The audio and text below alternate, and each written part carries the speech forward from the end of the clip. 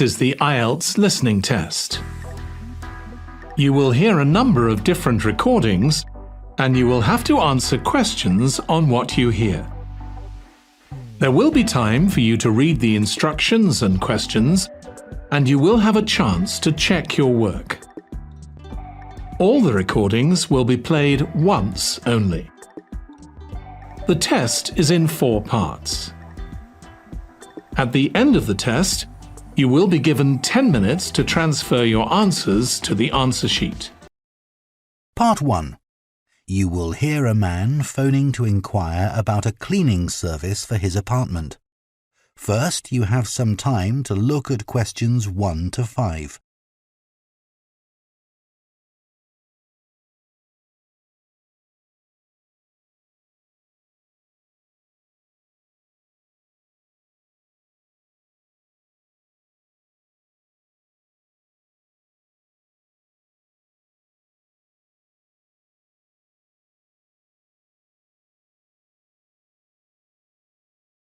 Now listen carefully and answer questions 1 to 5. Hello, Easy Life Cleaning Services, Jacinta speaking. Oh, hello. I'm looking for a cleaning service for my apartment. Do you do domestic cleaning? Sure. Well, it's just a 1-bedroom flat. Do you have a basic cleaning package? Yes, for a 1-bedroom flat, we're probably looking at about 2 hours for a clean. So we do a thorough clean of all surfaces in each room and polish them where necessary. Does your apartment have carpets? No, I don't have any, but the floor would need cleaning. Of course, we do that in every room. And we do a thorough clean of the kitchen and bathroom. Okay. Then we have some additional services which you can request if you want. So, for example, we can clean your oven for you every week. Actually, I hardly ever use that. But can you do the fridge? Sure. Would you like that done every week? Yes, definitely. And would ironing clothes be an additional service you can do? Yes, of course. It wouldn't be much, just my shirts for work that week. That's fine. And we could also clean your microwave if you want. No, I wipe that out pretty regularly, so there's no need for that. We also offer additional services that you might want a bit less often, say every month. So, for example, if the inside of your windows need cleaning, we could do that. Yes, that'd be good. I'm on the 15th floor, so the outside gets done regularly by specialists, but the inside does get a bit grubby. And we could arrange for your curtains to get cleaned if necessary. No, they're okay. But would you be able to do something about the balcony? It's quite small and I don't use it much, but it could do with a wash every month or so. Yes, we can get the pressure washer onto that. Before you hear the rest of the conversation, you have some time to look at questions 6 to 10.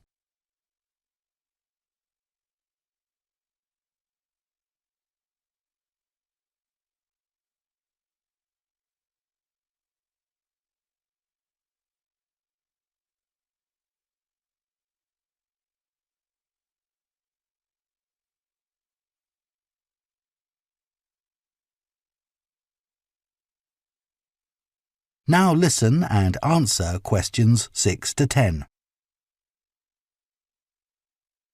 Now, if you're interested, we do offer some other possibilities to do with general maintenance. For example, if you have a problem with water and you need a plumber in a hurry, we can put you in touch with a reliable one who can come out straight away. And the same thing if you need an electrician. Right, that's good to know. I've only just moved here, so I don't have any of those sorts of contacts. And I don't know if this is of interest to you, but we also offer a special vacuum cleaning system which can improve the indoor air quality of your home by capturing up to 99% of all the dust in the air. So if you're troubled by allergies, this can make a big difference. Right, in fact, I don't have that sort of problem, but I'll bear it in mind. Now, can you tell me a bit about your cleaning staff? Of course. So all our cleaners are very carefully selected. When they apply to us, they have to undergo a security check with the police to make sure they don't have any sort of criminal background. And of course, they have to provide references as well. Then if we think they might be suitable for the job, we give them training for it. That lasts for 2 weeks, so it's very thorough, and at the end of it they have a test. If they pass that, we take them on, but we monitor them very carefully. We ask all our clients to complete a review of their performance after every visit and to email it to us, so we can pick up any problems straight away and deal with them. Okay, well, that all sounds good. And will I always have the same cleaner? Yes, we do our best to organise it that way, and we usually manage it. Good, that's fine. Right, so I'd like to go ahead and... That is the end of Part 1. Section 2. You will hear the director of a Language Centre library explaining about its facilities to some new students. First, you have some time to look at questions 11 to 16.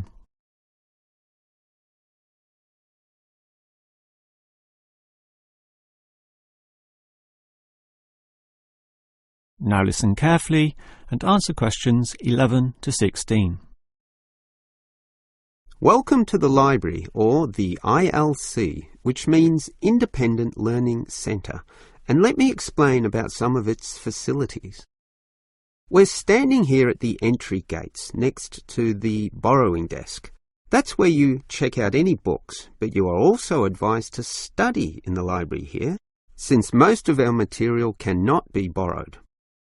Thus, we have seating along the middle of the library, and in that far corner in front of us on the left, we have the quiet reading section for some serious reading activity.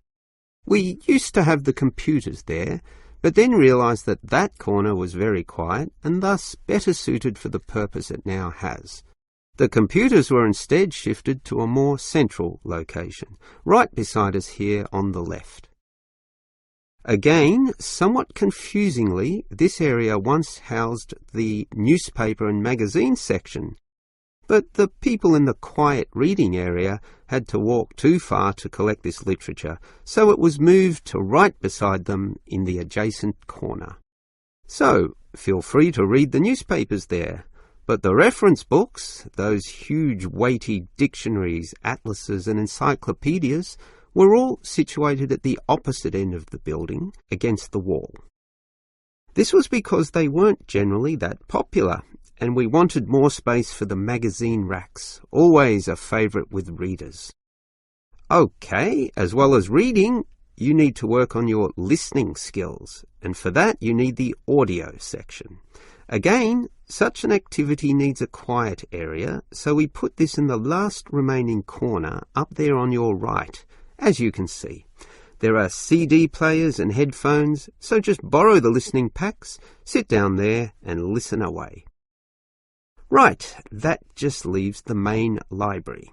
In other libraries, that's often right beside the newspaper and magazine section, allowing freedom to choose from all genres of literature, but here we've got them further apart. For the main library, just follow your nose past the central seating there, and it's there among all that shelving, upon which you'll find an abundance of interesting books and listening packs to use. Before you hear the rest of the talk, you have some time to look at questions 17 to 20.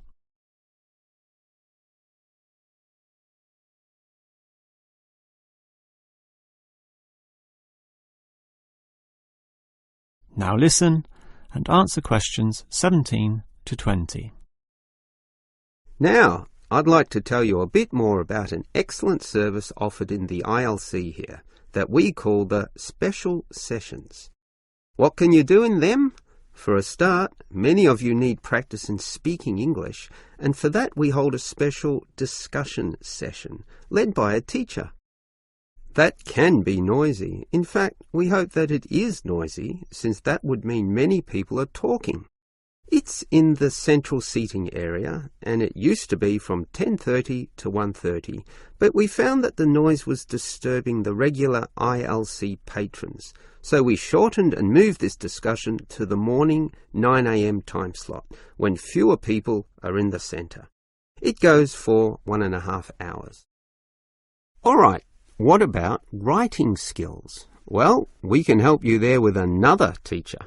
Now, writing is a fairly quiet activity, so that teacher stations him or herself in the quiet reading area from 1:30 until 3. The 10:30 to midday time slot cannot have a teacher for such writing skills, as they are all teaching in the morning. For this reason, of course, there cannot be an on-call teacher in the morning either. Although many people would like one, particularly the 10:30 to noon crowd, having just finished their early morning class. These students all have to wait until midday onwards, when, for 3 hours, a teacher will be stationed in the audio section, ready to deal with all those questions. Until recently, we had another teacher doing the 3 p.m. to 6 p.m. time slot in the central seating. But all the noise interfered with the late users of the IELTS, so we had to cancel that. Also noisy can be the language exchange, where local students who want to learn your language will help you practice English. This is generally done in pairs, so the noise level is low enough not to need this exchange to run at 9 a.m, but at the more congenial time of 10:30 among the central seating. That must finish by 1:30 though, after which quieter and more individual activities take place. That is the end of section 2. You now have half a minute to check your answers.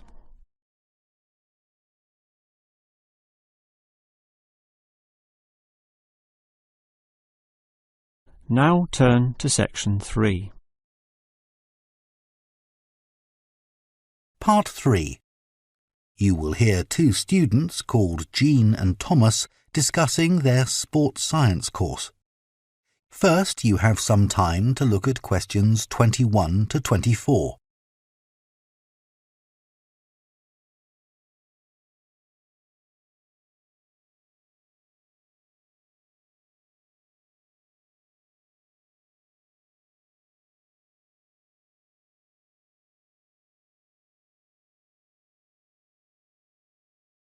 Now listen carefully and answer questions 21 to 24. Hi, Thomas. How are you enjoying the course so far? Yeah, I think it's good. Remind me, why did you decide to study sports science? Didn't you want to be a professional athlete when you were at school? Yeah, that was my goal, and all my classmates assumed I would achieve it. They thought I was brilliant. That must have been a nice feeling. I thought I could win anything. There was no one who could run faster than me. Exactly. So what happened? Did your mum and dad want you to be more academic? Not at all. Perhaps they should have pushed me harder, though. What do you mean?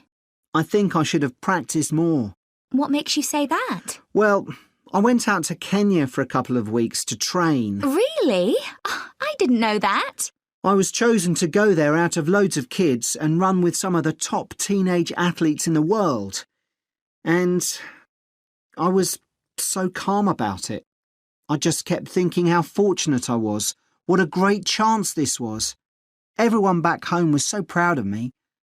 But once we started competing, I very quickly realised I wasn't good enough. That must have been a huge shock. I thought, this can't be happening. I was used to winning. I'm sorry to hear that. It's okay.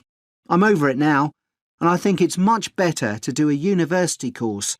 And this one has such a variety of sports-related areas. It's going to be good. Oh, I agree. I chose it because of that. Before you hear the rest of the discussion, you have some time to look at questions 25 to 30.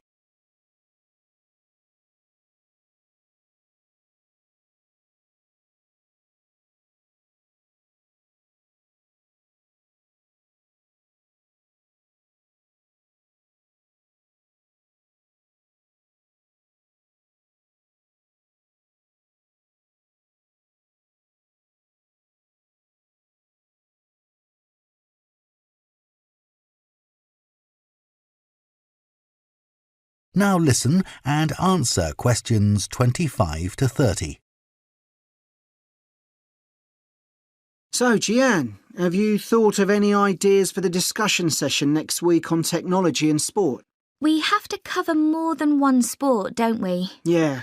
You know, we always think technology is about the future, but we could gather some ideas about past developments in sport.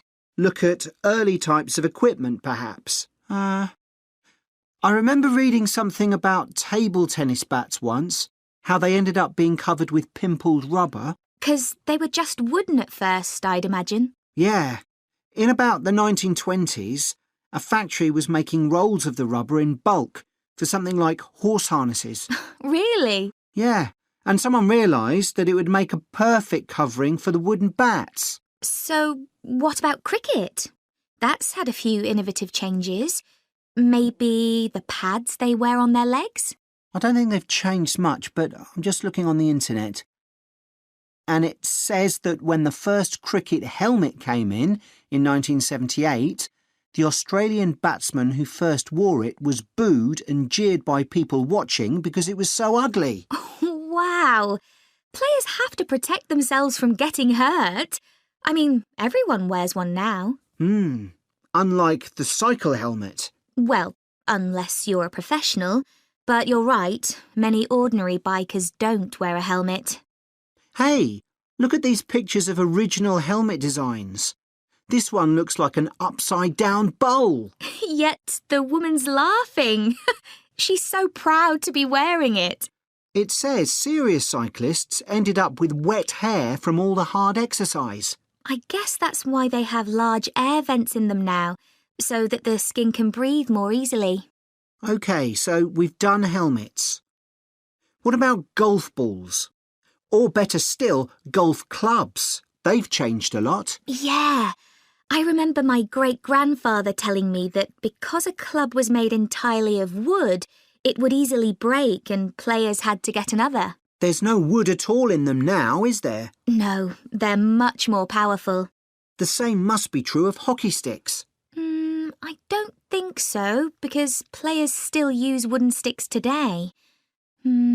What it does say here, though, is that when the game started, you had to produce a stick yourself. I guess they just weren't being manufactured.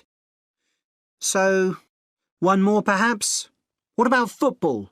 Well, I know the first balls were made of animal skin. Yeah, they covered them with pieces of leather that were stitched together. But the balls let in water when it rained. Oh, that would have made them much heavier. That's right. You can imagine the damage to players' necks when the ball was headed. Oh, how painful that must have been. Yeah. Well, I think we can put together some useful ideas and... That is the end of part 3. Section 4. You will hear a lecturer talking about an unusual atomic particle called a neutrino. First, you have some time to look at questions 31 to 35.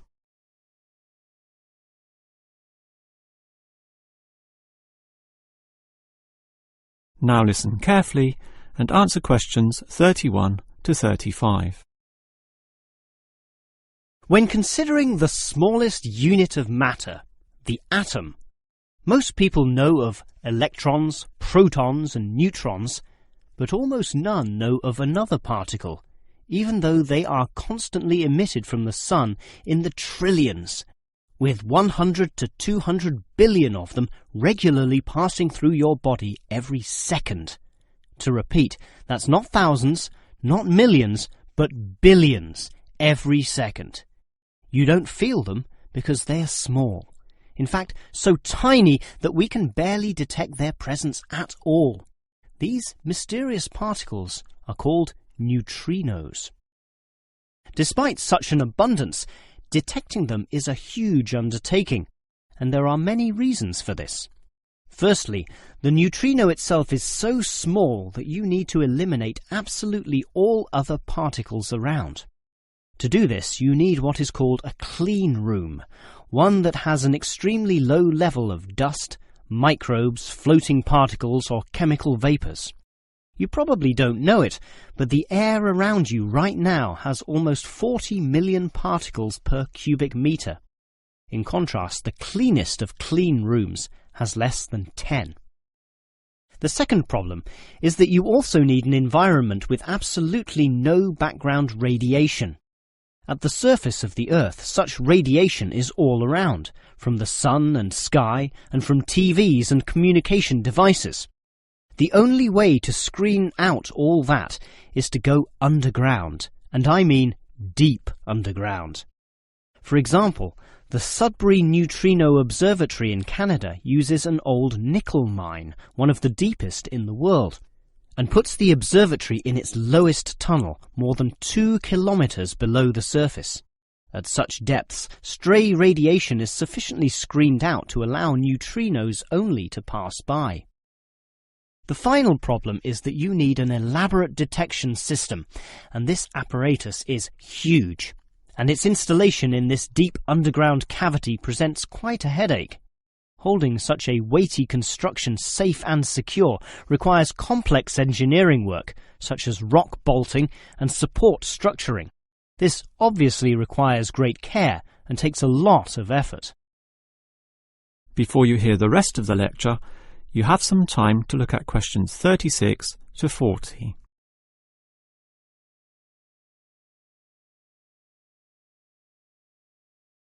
Now listen and answer questions 36 to 40.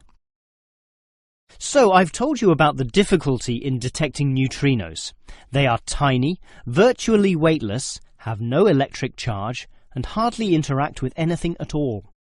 Yet we can detect them, and to see how, let's consider the Sudbury installation once again. The detector there consists of a spherical container filled with heavy water. This rests inside another vessel filled with normal water, which helps support the weight of the inner sphere, as well as providing further shielding from any stray radiation. At the edge of this inner sphere are about 10,000 electronic detectors. These are extremely sensitive, able to multiply 100 million times any electric current which occurs. So, as the neutrinos pass through this sphere of water, there is a very, very, very small chance that one of them may hit a water molecule. To increase the likelihood of this, 2 strategies are used. 1. The larger the sphere of water, the better, and the Sudbury tank holds not 10 tons, not 100 tons, but 1,000 tons. 2. The water is special, consisting as it does of heavier molecules. So what happens is this. If the neutrino hits the water molecule, the neutrino is absorbed, but the molecule itself splits apart, producing a tiny electric current. It is this which is detected and analysed, giving key information about the neutrino. The final question is, why do we care about these elusive particles? Well, just think. They can pass right through the core of our sun at the speed of light without being affected or losing strength. No other form of radiation can do that, meaning that the knowledge we get about neutrinos can help us to control them. With this ability, we can probe the center of our Earth, the inner layers of our sun, and the outer limits of our solar system. And that makes it all worth the effort. That is the end of section 4. You now have half a minute to check your answers.